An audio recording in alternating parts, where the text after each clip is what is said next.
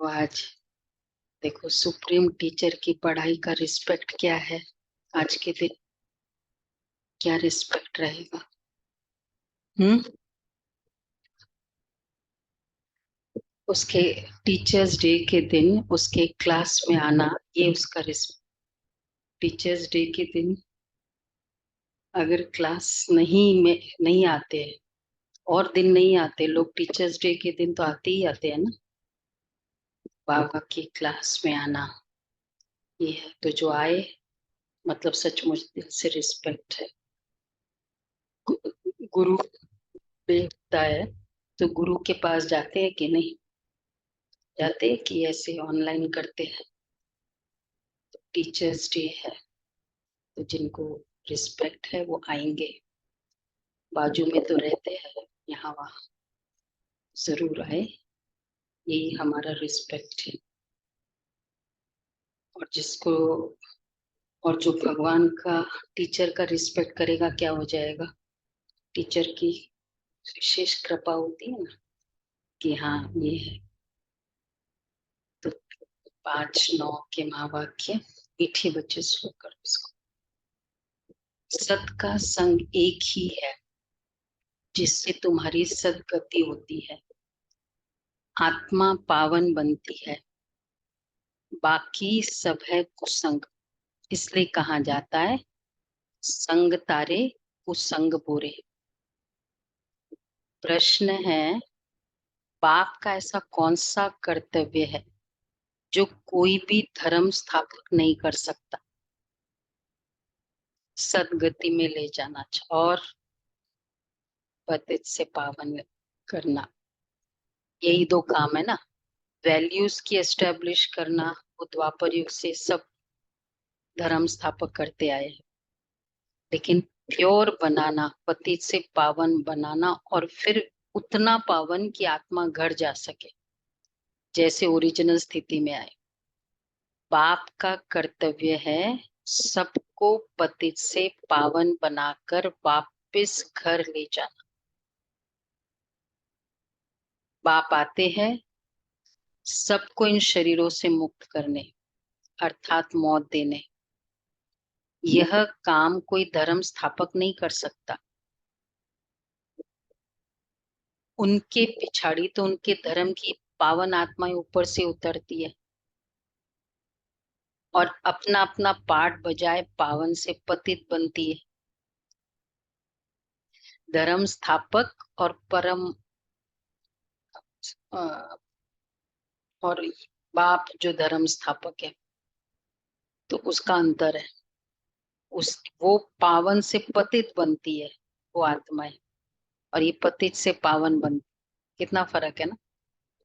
अच्छा, गीत है, जाग सजनिया जाग। सभी सजनिया जाग गई, जगे हुए है ना। आप जो वीडियो ऑन नहीं करे हैं उसका क्या कहेंगे, जगे हुए है या कुछ और है। जगे हुए की निशानी है अलर्ट। तो जाग सजनिया जाग। ओम शांति। बच्चों ने गीत सुना, किसने सुनाया, साजन ने। सब है सजनिया जिसको भक्तिया कहा जाता है। भगवान एक है, जिसको भक्त याद करते तो उसको कहा जाता है साजन। भक्त कहने से मेल अथवा फीमेल दोनों उसमें आ जाते हैं। तो सब हो गई सीताएं। राम एक है, भक्तन एक है, भगवान एक है। उस भगवान को कहा जाता है परम पिता। लौकिक बाप को परम पिता नहीं कहेंगे, वह है लौकिक शरीर देने वाला पिता। परम पिता है, हम्म, परम पिता है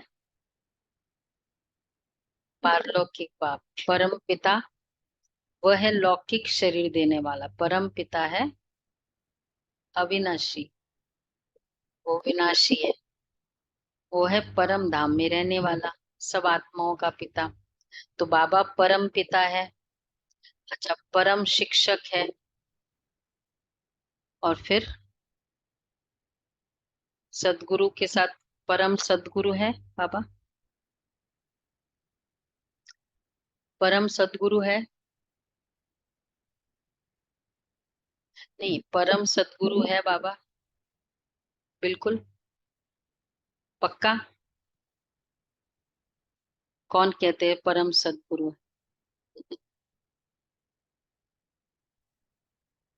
सदगुरु तो है ही एक, है ना, उसके साथ परम की जरूरत ही नहीं है, वैसे देखा जाए तो परम पिता है, परम धाम में रहने वाला, सब आत्माओं का पिता।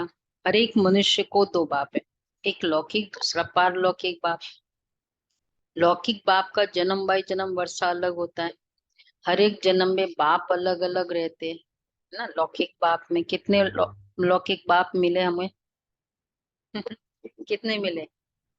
नहीं, कितने मिले हमको? कितने मिले लौकिक बाप? 84 शरीर के पिता मिले ना, तो कितने बाप मिलते होंगे? 84। हाँ, तो 84 जन्म में जरूर 84 बाप और फिर 84 माँ मिलेंगे। हर जन्म में एक ही लौकिक बाप और एक ही माँ रहती है, दूसरा बाप है। वैसे इसमें बाबा ने कहा हर जन्म में, मुझे इसका, मुझे लगता है एक नहीं रहती है, ऐसे होना चाहिए। हर जन्म में एक ही लौकिक बाप और एक ही माँ रहती है, मतलब एक ही ना, लौकिक माँ और बाप तो एक ही होते हैं ना, ये मीनिंग है। दूसरा बाप है परम पिता परमात्मा। परम परंतु सत्युग त्रेता में कभी भी ओ गॉड फादर कह याद नहीं करते, हे परम पिता परमात्मा मेहर करो, ऐसे कभी नहीं कहते। इसलिए समझाया जाता है, सत्युग त्रेता में एक ही बाप होता है, फिर द्वापर कलयुग जिसको भक्ति मार्ग कहा जाता है, वहां सबको दो बाप है। वहां तो एक ही बाप है, वहां फिर दो है, मेल अथवा फीमेल सबको दो बाप है। पारलौकिक बाप को याद करते हैं क्योंकि यह दुख धाम है। दुख धाम में दो बाप, सुख धाम में एक बाप, ठीक है। और संगम युग पे, बोलो अंजू बेन बताएगी, संगम युग में कितने बाप? द्वापर कलयुग में दो बाप, सतयुग त्रेता में एक बाप, संगम युग में, बोलो नहीं नहीं, अंजू बेन को पूछा ना, जो अंजू नाम का है वही बोले, कितने बाप है? वीणा बेन कितने बाप है संगम युग में?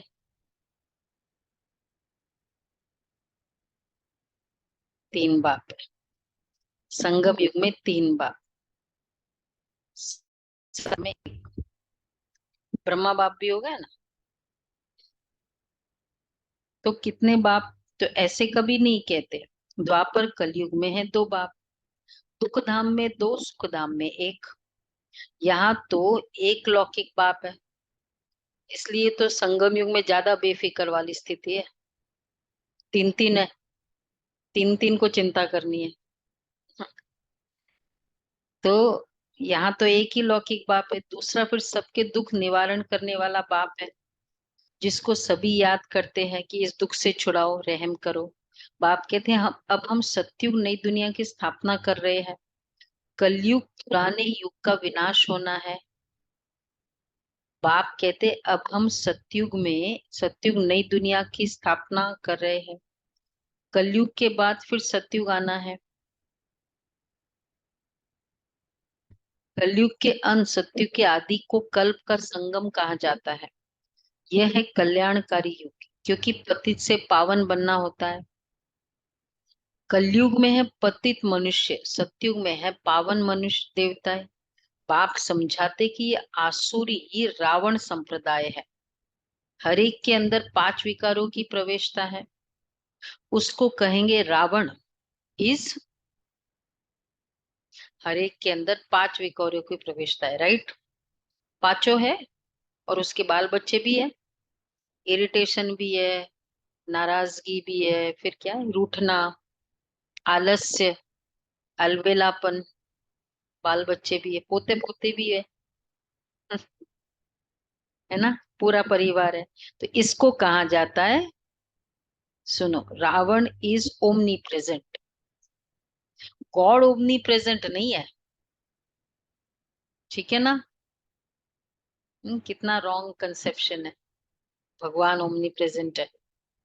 पांच विकार प्रवेश ऐसे कैसे हो सकता है, या तो रावण है या राम है, दोनों हो सकते हैं क्या एक ही में?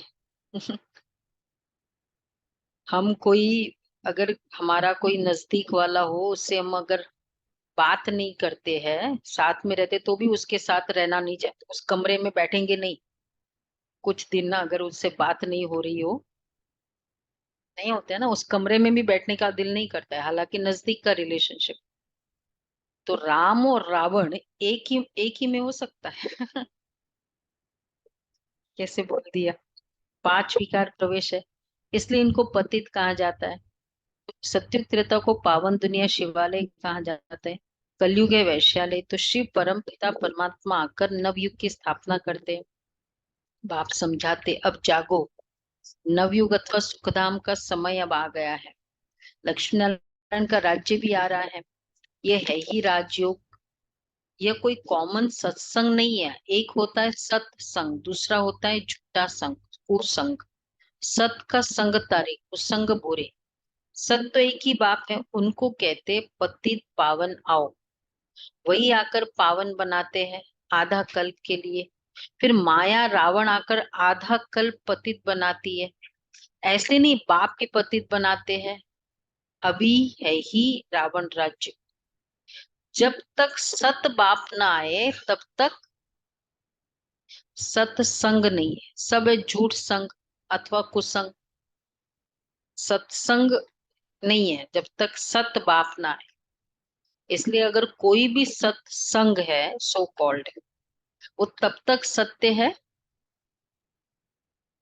जब बाप का साथ का कनेक्शन है, बाप का संग है उसमें। अगर आत्माओं का संग मिल रहा है, देहधारियों का संग मिल रहा है, तो सत्संग नहीं, सत्य का संग। और फिर कुछ कितनी सारी बातें इतनी सत्य लगती भी नहीं है।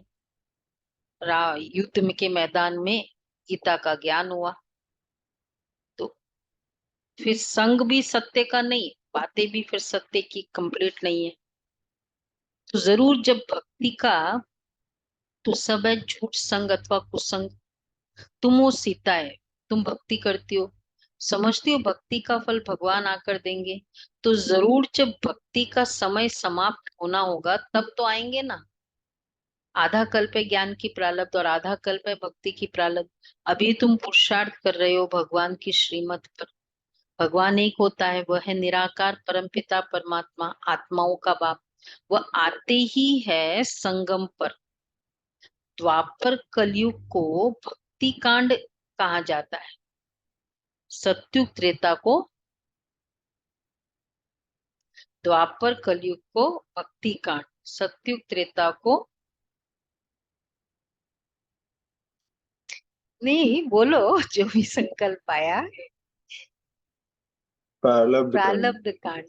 भगा, वो भी ठीक है, पर भक्ति का, द्वापर कलयुग भक्ति कांड, सत्युग त्रेता है ज्ञान कांड। मतलब ज्ञान का वैसे है ना, वैसे प्रारब्ध भी है, वो भी राइट है, पर ज्ञान, ज्ञान स्वरूप है ना उसमें, वो आती है। तो सत्युग त्रेता को ज्ञान कांड कहा जाता है। ज्ञान है ही, ज्ञान सागर परमपिता परमात्मा के पास। शास्त्रों का ज्ञान कोई ज्ञान नहीं है। अगर उनमें ज्ञान होता, ज्ञान का मीनिंग ही है, ज्ञान से सदगति होती है। तो अगर उनमें ज्ञान होता तो सदगति होती। सदगति एक है अच्छी गति, और अच्छी गति दो ही है, कौन सी? मुक्ति, जीवन मुक्ति। तो आइदर मुक्ति मिले या जीवन मुक्ति मिले। पर भक्ति से तो वापस जन्म मरण में आते ही रहते हैं ना। मुक्ति भी नहीं मिली, जीवन मुक्ति भी नहीं मिली। तो भारत तो, शास्त्रों का ज्ञान कोई ज्ञान नहीं है। भा- भारत जो हीरे जैसा था अब है नहीं, फिर बाप बनाते हैं। तुम अब हीरे जैसा बन रहे हो, तुम्हारा जीवन पलट रहा है ना। साइकोलॉजिस्ट कहते हैं कि मतलब संस्कारों का परिवर्तन, ये फ्राइड बहुत बड़ा साइकोलॉजिस्ट हुआ ना, कि होता ही नहीं, हो ही नहीं सकता। संस्कार इतने, जिसकी जो पर्सनालिटी है वो चेंज हो ही नहीं सकती। राइट है। तो रमेश भाई ने, फेमस था उन दिनों, तो मम्मा से पूछा कि साइकोलॉजिस्ट तो बड़े बड़े ऐसे कहते हैं। तो मम्मा ने कहा कि अच्छा, आत्मा सतयुग में थी, कौन से संस्कार थे? सतो प्रधान।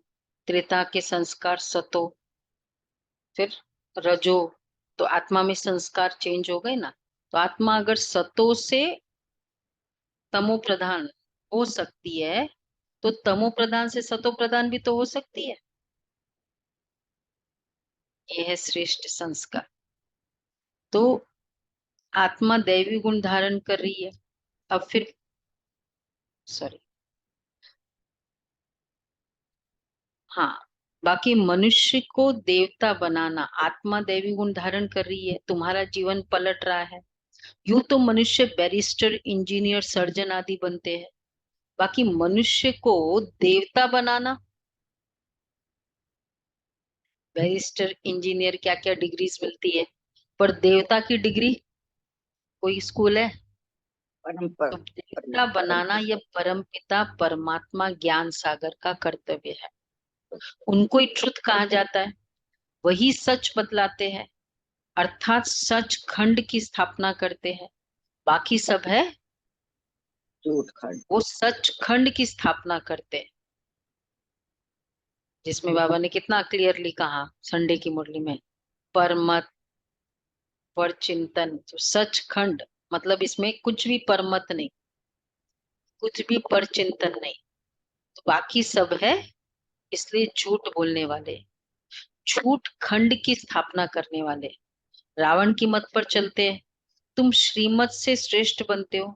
नए युग में भारत नया था, वर्ल्ड ऑलमाइटी अथॉरिटी कहा जाता था, लक्ष्मी नारायण का राज्य था। उन्हों को किसने ये राज्य भाग्य दिया? जरूर जो स्वर्ग की स्थापना करने वाला होगा। अब ये वर्षा गवाया है 84 जन्म लेकर, अब फिर चक्र पूरा होता है, सबको वापस करने वाला।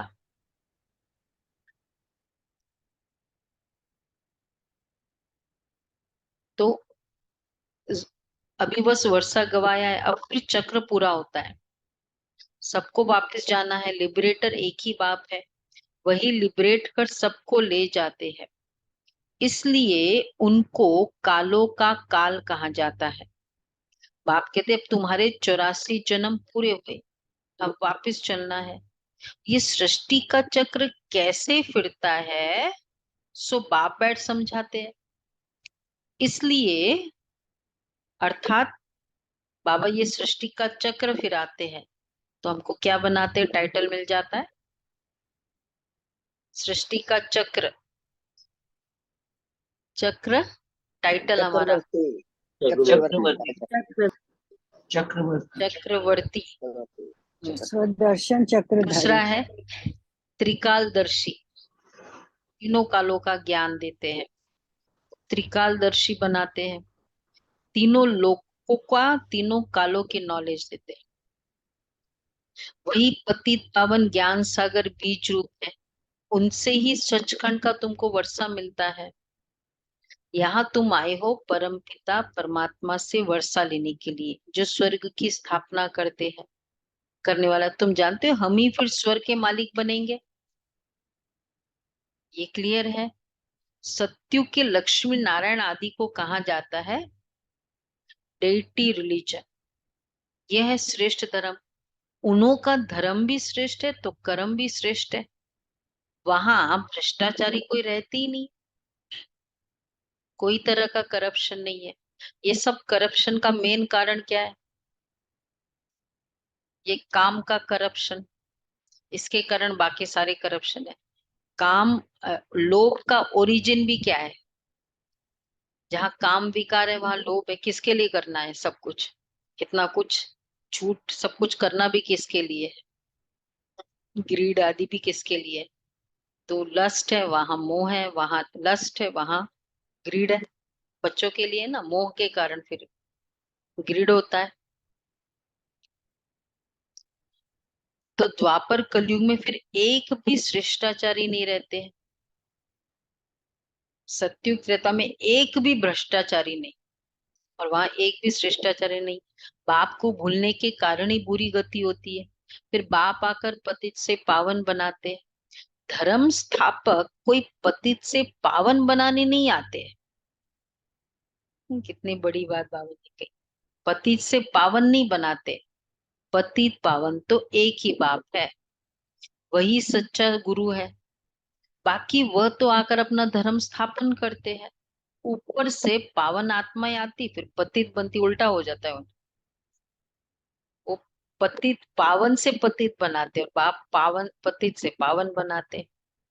तो इस समय तो नेचुरल है ना, उसका टाइटल धर्म स्थापक के इसमें आएगा, धर्म स्थापक के कैटेगरी में आ ही नहीं सकता। चाहे वो डीटी रिलीजन स्थापन करता है, लेकिन बहुत डिफरेंट है। तो इस समय सब पतित है, सबको पावन बनाना, सब मनुष्य मात्र को पावन बनाना, यह एक बाप का ही काम। ये सब हम किसके कारण पावन हुए? कोई भी गुरु ऐसा होता तो पावन बना सकता था क्या? इतने सारों को पावन बनाना, इतना बड़ा काम कर सकता था? एक अपने सत्संग में ही नहीं कर सकते। और बाबा, कोई छोटी सी भी बहन है सेंटर पे, सेंटर चला रही है, लेकिन बहुत सारी पवित्र आत्माएं हैं, क्या है? गुरु इतना पुराना गद्दी वाला, शायद वो भी इतना नहीं पावन बना सके, लेकिन कौन बना रहा है? वो आत्मा तो वो निमित्त है, बना वो रहा है। तो बाबा कहते सबको पावन बनाना ये बाप का ही काम, वही पतित पावन है। गुरु नानक ने भी उस सदगुरु की महिमा की है। इस पुरानी दुनिया के विनाश के लिए यह महाभारत लड़ाई है। बाकी ऐसे नहीं तुमको लड़ाई के मैदान में ज्ञान देते हैं, पॉसिबल है? हाईएस्ट ज्ञान लड़ाई के मैदान में। सिनेरियो देखो कितना एक्यूरेट है, क्या एक्यूरेसी है इसमें, कैसे समझाएंगे? हाईएस्ट ज्ञान, और फिर और वो भी लड़ाई के एकदम हाइट वाला है ना। 3 बजने के बाद ज्ञान दिया, सीटी बजने के बाद तो बस दौड़ना होता है। तो क्या एक्यूरेसी है इसमें?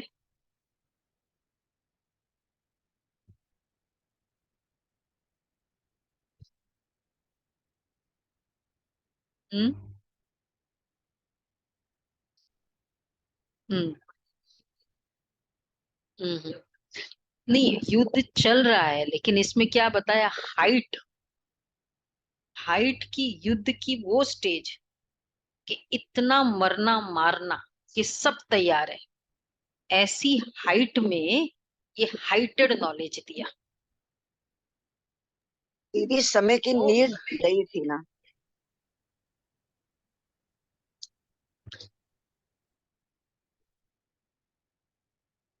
चुप बैठे चुप नहीं बैठ दीदी सकता था। समय की नीड वही होगी ना उस समय। मतलब इस तरह जहां विकारों की भी हाइट हो गई है। कौन से विकार की हाइट नहीं है अभी? पीक पे चला गया है ना, चाहे कोई भी विकार ले लो, और उसके बाल बच्चे भी पीक पे चले गए।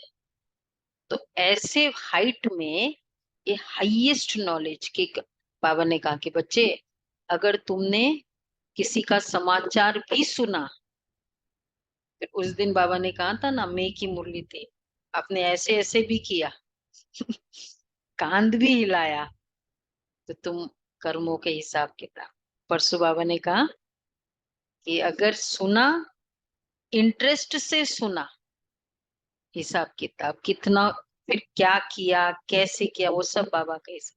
तो जहां इतना कुछ उड़ा रहे लोग गॉसिप के नाम पे, न्यूज के नाम पे, और बाबा कहते ये समाचार सुना, तो बाकी ऐसे नहीं तुमको लड़ाई के मैदान में ज्ञान देते, ये हाइट सिचुएशन की हाइट बतानी थी।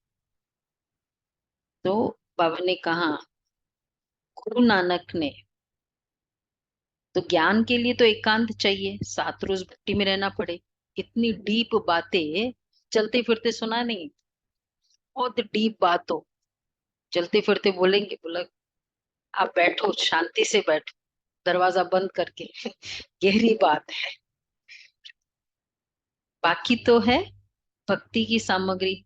भक्तों में भी कोई बड़े बड़े तीखे तीखे होते हैं।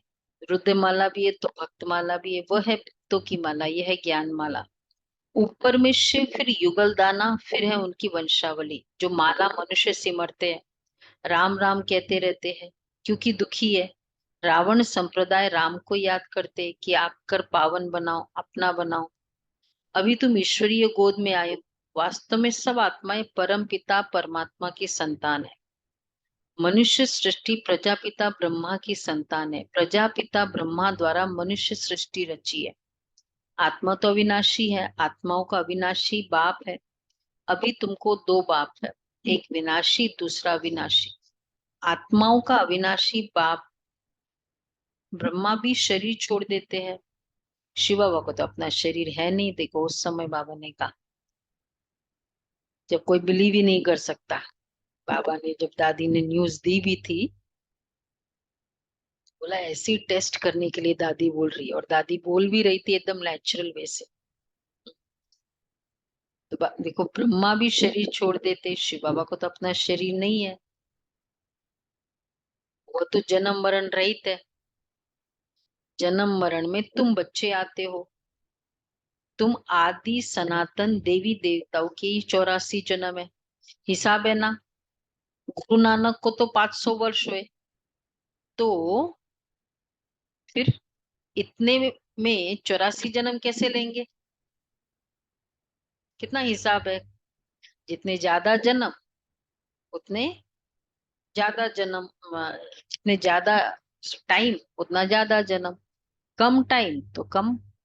5000 साल वालों का 84 जन्म, 500 साल वालों का कितना होगा? क्रॉस मल्टीप्लीकेशन कितना एवरेज होता है? बोलो भाई सीए। हम्म एवरेज हो गया ना, कितना कम होगा? तो 500 साल पुराना अगर एवरेज 60 की भी ले तो कितना हो जाएगा? 60 इंटू 500 से डिवाइड करो, 8-9 साल, 8-9 जन्म। तो 8-9 जन्म और 84 जन्म, कौन एक्सपीरियंस्ड ज्यादा है? 84 ईयर्स की प्रैक्टिस और 9 ईयर्स। तो बाबा कहते हैं बाकी लाखों जन्म की तो बात ही नहीं है। बाप समझाते हैं अभी सबके जन्म आकर पूरे हुए हैं, फिर नए सिर खेल सतयुग से शुरू होगा। सतयुग में तो थोड़े चाहिए, बाकी इतने सब कहाँ जाएंगे? फिर उन्हों के लिए ही सतयुग में थोड़े होंगे। सदगति सबकी होनी है, फिर बाकी सब जाएंगे कहाँ? उन्हों के लिए यह भंभोर को आग लगनी है। इन बॉम्ब्स नेचुरल कैलेमिटीज आदि से सब खत्म हो जाएंगे। बाकी आत्माएं सब चली जाएगी मुक्ति धाम। ये कयामत का समय है, सबको वापस जाना है। भारत को अविनाशी खंड कहा जाता है क्योंकि भारत अविनाशी खंड है, क्योंकि भारत ही बाप का जन्म स्थान है। जहां वो आ जाए वो अविनाशी स्थान। शिव बाबा भारत में ही आते हैं। पतित पावन बाप यहाँ जन्म लेते हैं, तो गोया सभी धर्म वालों के लिए भारत बड़े ते बड़ा तीर्थ स्थान है। अगर पतित पावन जैसे वो आते हैं ना, वो कौन है, अ, जो मेन जैसे प्रेसिडेंट आ गए वहां, तो ऑटोमेटिक बाकी सब तो वहां होंगे ही होंगे ना। प्रेसिडेंट के आने की मेहनत करनी है, फिर उनके बाद गवर्नर को बिना बुलाए आएंगे, चीफ मिनिस्टर सब आएंगे ही ना, क्योंकि प्रेसिडेंट आ गए। तो भारत जहाँ है, वो भगवान जहाँ आ गए, तो बाकी सब एक तो वैसे भी आएंगे, इसलिए सब आत्माएं मौजूद है, और वो फिर तो ऑर्डिनरी हो गए ना, फिर तो वो तो मेन तो वही हो गए, और बाकी उनको आना ही है। इसलिए सभी आत्माएं भी यहाँ मौजूद है, धर्म स्थापक की आत्मा भी। तो शिव बाबा भारत में ही आते हैं, पतित पावन बाप यहाँ जन्म लेते, तो गोया सभी धर्म वालों के लिए भारत बड़े से बड़ा तीर्थ स्थान है, गर्व है भारत का। इतना भारत का महत्व है, परंतु महत्व को उड़ा दिया है। ये भी ड्रामा का खेल है, जो बाप ही आकर समझाते। बाप कहते मैं ही ज्ञान का सागर हूँ। लक्ष्मी नारायण को ज्ञान सागर नहीं कहा जाता, उनमें रचयिता और रचना के आदि मध्य अंत का ज्ञान ही नहीं है। वह ज्ञान तो जरूर तुम्हारे में है, तुम ही मनुष्य से देवता बनते हो। तुम यहाँ आते हो पतित से पावन बन पावन दुनिया का मालिक बनने। बाप आत्माओं से बैठ बात करते, निराकार बाप इनके ऑर्गन्स का लोन लेकर पढ़ाते हैं। किनके ऑर्गन्स? ब्रह्मा के। तुम्हारी आत्मा भी इन ऑर्गन से सुनती है। बाबा ने समझाया है, सब आत्मा स्टार है जो प्रकृति के बीच रहती है, और वो बाप है सुप्रीम आत्मा। वो सुप्रीम आकर इनको आप समान सुप्रीम बनाए साथ ले जाते। सब आत्माओं का गाइड है, उनको ही दुख हरता सुख करता कहा जाता है। दुख से तुमको लिबरेट कर ले जाएंगे। दुख हरता हुआ बाबा के ज्ञान से, दुख हरा, दुख गया, या दुख आया ही नहीं, बाद में गया। और फिर दुखी होने का भी एक संस्कार है। दुख नहीं होता है, एक्चुअल दुख नहीं होता है, दुखी होने का संस्कार होता है। शक्ति आ गई ना, तो दुखी रहने का संस्कार है। उस संकल्प को करते जाओ करते जाओ करते जाओ, दुखी रहेंगे। फिर वो कहते हैं इसने मुझे दुखी कर दिया है, ये ना ये चीज है ना, उसने मुझे दुखी करके रखा हुआ है। स्टेटमेंट भी ऐसे होते हैं। तो बाबा ने कहा दुख से लिबरेट, तुमको लिबरेट कर ले जाएंगे। और सत्युग में दुख होता ही नहीं है, इतना सा भी दुख का नामो निशान भी नहीं। ऐसी कोई ऐसा कोई फेज ऑफ लाइफ सोच सकते? दुख, हाँ, कुछ भी वर्ड भी नहीं है। हाँ, परंतु है सब पतित। तो यहाँ बातें, यह बातें मनुष्य ने कभी सुनी भी नहीं है, नवयुग की नॉलेज भी नहीं है ना। बल अच्छे और बुरे मनुष्य है, परंतु है सब पतित। तब तो गंगा पर स्नान करने पावन बनने जाते हैं। जैसे दुनिया में कहते हैं ना, ये बहुत हमारा ना सो एंड सो रिलेटिव है ना, बहुत अच्छा है। रियली वो जो आप लोग सब ज्ञान सुनाते हो ना, वो ज्ञान सारा उनमें है ही, लेकिन पवित्र है। बाकी सब होगा, टॉलरेंट होगा, पेशेंट होगा, बहुत धैर्यता है, समझ अंडरस्टैंडिंग होगा, ट्रस्ट वर्दी होगा, पवित्र है। बेसिक वर्च्यू फाउंडेशन तो नहीं है ना। तो इसलिए बाबा कहते हैं परंतु है सब पतित। अच्छे व बुरे मनुष्य है, लेकिन है पतित। तब तो गंगा स्नान करने पावन बनने जाते। गंगा का पतित पावनी नाम रख दिया है। वास्तव में पतित पावन तो बाप को ही कहा जाता है। पतित दुनिया के बाद फिर पावन दुनिया की स्थापना होती है। फिर गंगा को पतित पावनी क्यों का बोला? पतित पावन बाप शिव, शिव को कहना चाहिए। फिर ये कैसे हो गया कि गंगा का नाम आ गया? संगम युग से कनेक्शन। ज्ञान गंगा है, ज्ञान गंगा है, उसको पवित्र होता है। ज्ञान गंगा, बाबा जिनको निमित्त बनाते हैं ना, बहने गंगाएं, वो सब जगह जाकर, इसलिए गंगा सब जगह फ्लो करती है बताया। बाकी और भी नदियां फ्लो करती होगी, गंगा को मतलब बहती गंगा, ठहरती गंगा, हर की पौड़ी गंगा के नाम है। क्योंकि संगम युग में बहनों को बाबा ने भगवान का ज्ञान है, पतित पावन वो है, लेकिन माँ बहनों ने सामने तो दिखाई बहनें देती है, इसलिए फिर गंगा का नाम कर। हाँ, तो वो हर की पौड़ी कौन है? संगम युग का। वहां वो गंगा, वहां की गंगा में जाते हैं, बाकी जगह गंगा जाती है सब जगह, पर हर की पौड़ी में गंगा वहां जाती है। तो कौन सा बाबा यादगार ने है? संगम। शीलू दीदी को हर की पौड़ी का वो दिया था। हाँ, तो कौन, क्या संगम युग का कनेक्शन बताओ? सेंटर पर आते हैं ना सब लोग बहनों के पास। हाँ, तो सेंटर पे या फिर मधुबन, वहां हम जाते हैं हर की पौड़ी। हाँ, कभी कभी बाबा सेंटर को भी बोलते हैं, यहाँ हम आते हैं। तो वास्तव में पतित पावन तो बाप को ही कहा जाता है। आपको पता है ना, शीलू दीदी का ये टाइटल अवेक बाबा ने रखा, हर की पौड़ी, तुम हो हर की पौड़ी। उनको फील होता था 75 ऑनवर्ड्स, पहले बहुत चक्कर लगाया, अफ्रीका के सेंटर्स, मॉरिशस के सेंटर्स की एस्टेब्लिशमेंट, स्थापना की, सेवा की। फिर बाद में दादी ने मधुबन में बुला दिया। अब बाकी सब उनके साथ की बहनें कहाँ कहाँ गई, वहां स्थापना के कार्य कर रही है। वही एज ग्रुप है ना, शांति बहन जी, आशा बहन।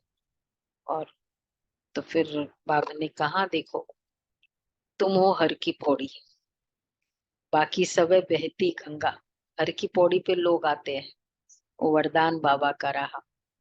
तो जितने भी शिविर कराते, नंबर 1 शिविर उस समय, शिविर मतलब ही शीलू है। 75 ऑनवर्ड्स जो शिविर का सिलसिला चला था, 85 तक राजयोग शिविर। और शीलू बहन, जैसे आज शिवानी बहन से लोग इम्प्रेस्ड है ना, उस समय शीलू बहन से ऐसे इम्प्रेस होकर आते थे मधुबन से, बस शीलू बहन शीलू बहन। तो बाबा कहते हैं, अच्छा तो तब तो गंगा पर स्नान करने पावन बनने जाते हैं। वास्तव में पतित पावन तो पाप को ही कहा जाता है। पतित दुनिया के बाद फिर पावन दुनिया की स्थापना होती है। सत्युग को वॉइसलेस वर्ल्ड कहा जाता है, और वह है साइलेंस इन कॉर्पोरियल वर्ल्ड। आत्मा यहाँ आकर पाठ बजाती है। पाठ है 84 जन्मों का, तुम ऑलराउंड पाठ बजाते हो। यह है बना बनाया ड्रामा, हर एक में अपना अपना पार्ट अविनाशी है, वह कभी मिटता ही नहीं है। तुम 84 जन्म भुगते रहेंगे, चक्र का आदि अंत नहीं है। चक्र का आदि अंत नहीं है। ड्रामा कब शुरू हुआ, ये प्रश्न ही नहीं उठता है। न आदि है न अंत है। तो ड्रामा सर्कल है, ड्रामा सर्कल है या साइकिल है?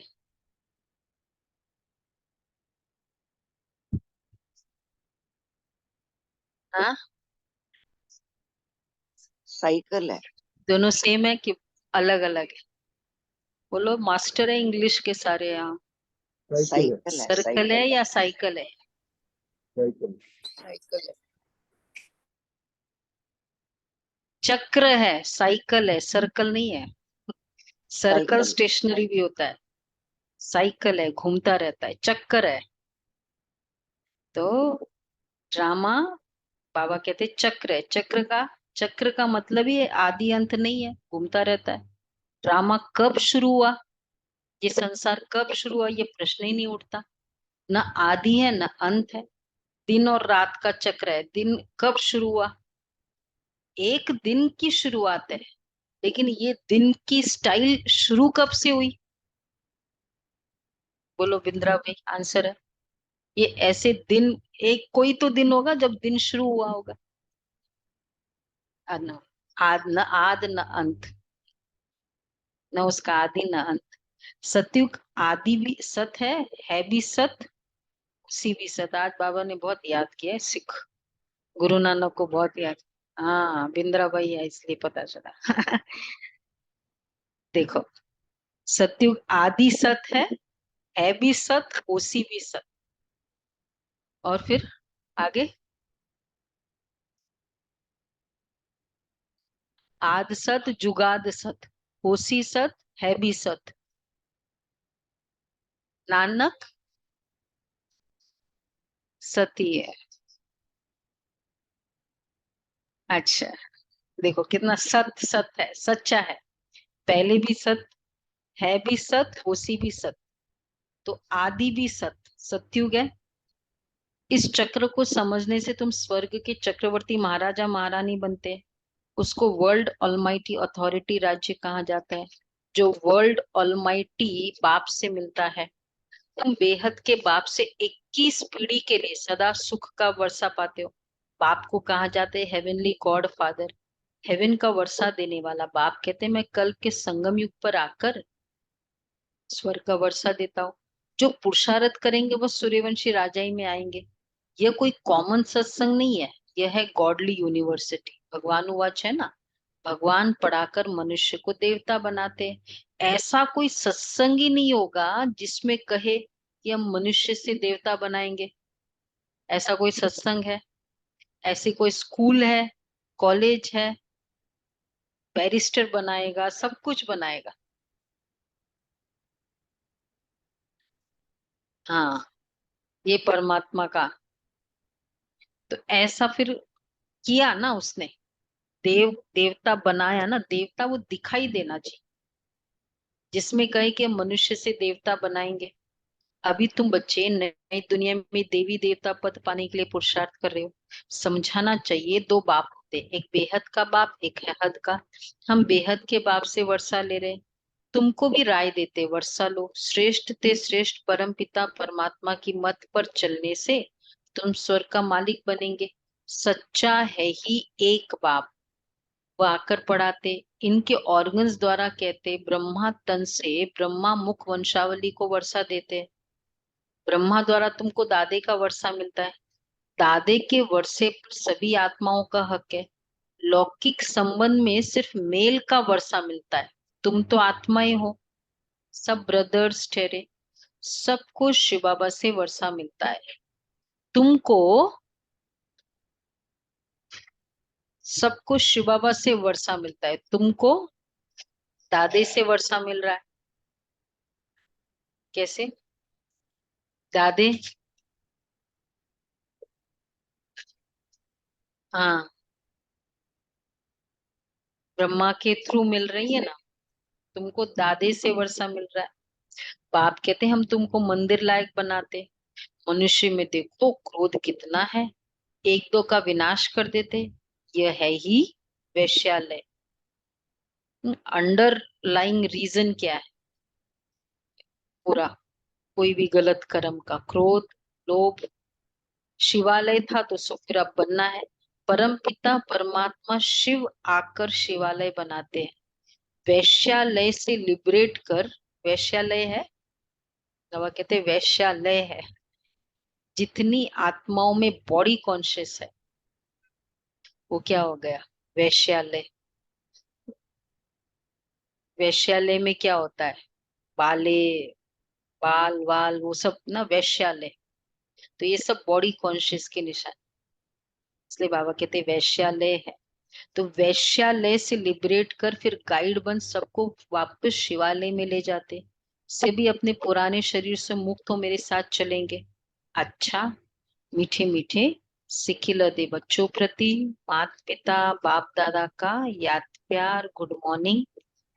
रूहानी बाप की रूहानी बच्चों को नमस्ते। हमारे बच्चों हम की रूहानी रूहानी बच्चों बाप की दादा रूहानी को माता याद पिता प्यार बाप गुड दादा मॉर्निंग और को याद नमस्ते। प्यार शुक्रिया बाबा, थैंक यू बाबा, वाह बाबा वाह। बाबा शुक्रिया बाबा शुक्रिया। अच्छा, पहला पॉइंट है दैवी गुण धारण कर।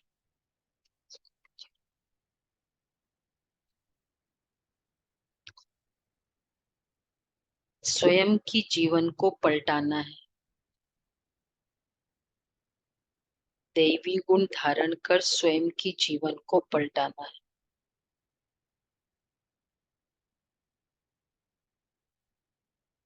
सचखंड में चलने के लिए सच्चे बाप से सच्चा रहना है। सचखंड में चलने के लिए सच्चे बाप से सच्चा रहना है।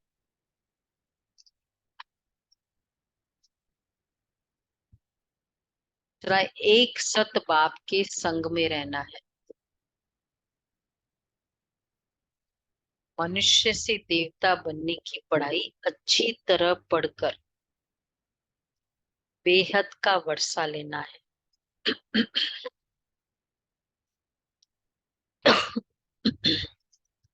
मनुष्य से देवता बनने की पढ़ाई अच्छी तरह पढ़कर बेहद का वर्षा लेना है।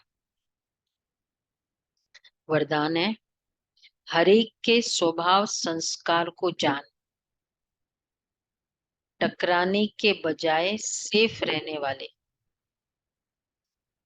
मास्टर नॉलेजफुल भव। साइलेंस में बैठा है। हरेक के स्वभाव संस्कार को जान, टकराने के बजाय सेफ रहने वाले, मास्टर नॉलेजफुल भव। कोई भी बात को छोटा या बड़ा करना, यह अपनी बुद्धि पर है। जबकि एक दो के स्वभाव संस्कार को जान गए हो तो नॉलेजफुल कभी किसी के स्वभाव संस्कार से टक्कर नहीं खा सकते। जैसे किसको पता है कि यहाँ खड्डा है, वह पहाड़ है, तो जानने वाला कभी टकराएगा नहीं।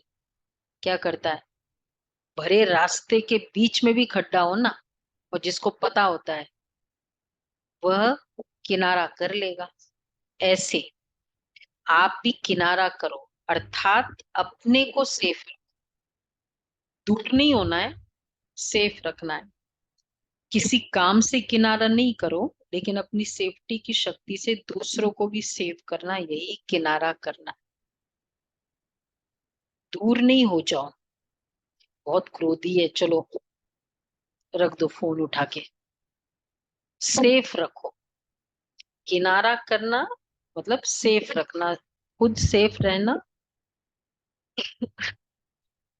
कोई बहुत क्रोध कर रहा है फोन पे, बाबा कहते किनारा नहीं करो, सेफ रखो। क्या करो, फोन उठा के रख दे, सुनते जाए। सुनते जाए। हाँ, ये स्टेज सुनते हो, नहीं सुनना, वो सारा जो 6 बातें ना आज हम करेंगे। सेफ रखना, यही है किनारा। क्योंकि अगर फोन रख दिया ना तो क्या होगा, उसका गुस्सा और बढ़ेगा। नहीं है? किसका अनुभव है?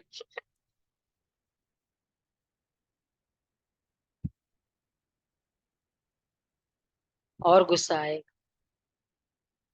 और ताकत किसको कहेंगे, सुन रहे हैं और हाँ, संकल्प नहीं चले, फर्स्ट गियर।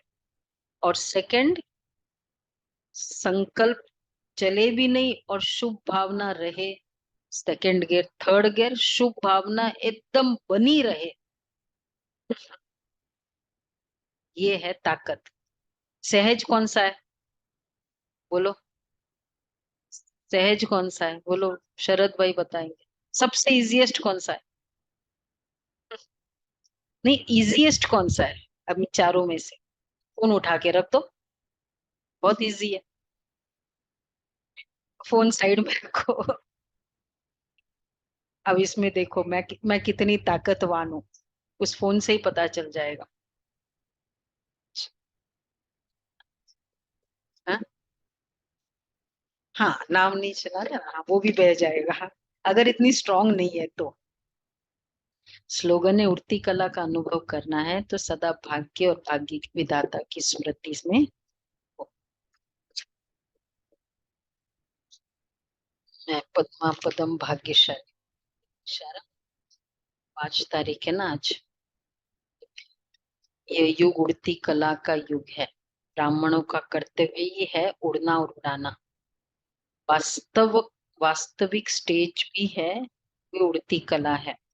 उड़ती कला वाला सेकंड में सर्व समस्या ऐसे पार करेगा जैसे कुछ हुआ ही नहीं। उसे नीचे की कोई भी चीज डिस्टर्ब नहीं करेगी, रुकावट नहीं डालेगी। यह है उड़ती कला। देखो, ये बहुत इंपॉर्टेंट पॉइंट है, ऐसे पार करेगा जैसे कुछ हुआ ही नहीं। जब असर होता जाएगा हर बात का, तो फिर बहुत कुछ हो जाता है, और असर ही नहीं हुआ तो जैसे कुछ हुआ ही। ठीक है ना।